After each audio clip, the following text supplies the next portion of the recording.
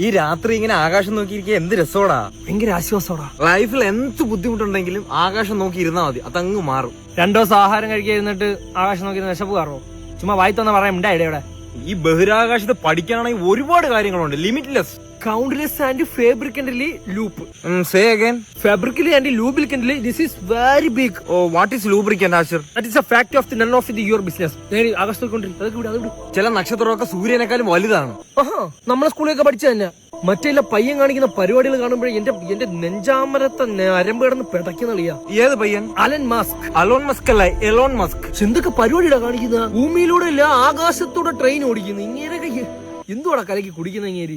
ഇടതോ ആളതോ ചൊവ്വയിൽ വീട് വെച്ച് പാലയാച്ചിന് പോകണം അടുത്ത ആഴ്ച. വാൽ നക്ഷത്രം കാണുന്നവനാണ് ഭൂമിയിൽ ഏറ്റവും ഭാഗ്യം ചെയ്തത് എന്ന് പറഞ്ഞ് നീ യോജിക്കോ ഇല്ലേ? ഞാൻ യോജിക്കത്തില്ല. Yes, you are brilliant. ഞാൻ ഇതിപ്പോ ഉണ്ടാക്കി പറഞ്ഞു, നീ യോജിക്കാത്ത കാര്യം. നമ്മൾ ഇപ്പൊ ഈ കാണാൻ നക്ഷത്രമല്ലേ, ഈ നക്ഷത്രം ഇപ്പൊ ഉള്ളതല്ല.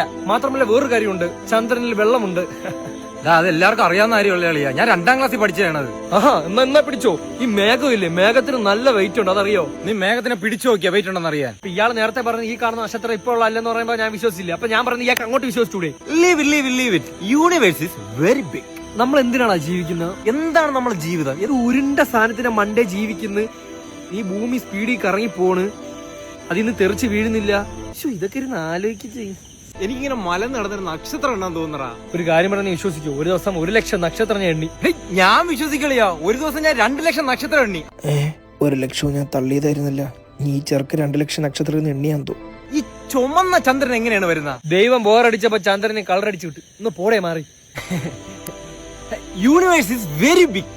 എന്ത് രസമുള്ള ആകാശങ്ങൾ നോക്കിയിരിക്കാൻ.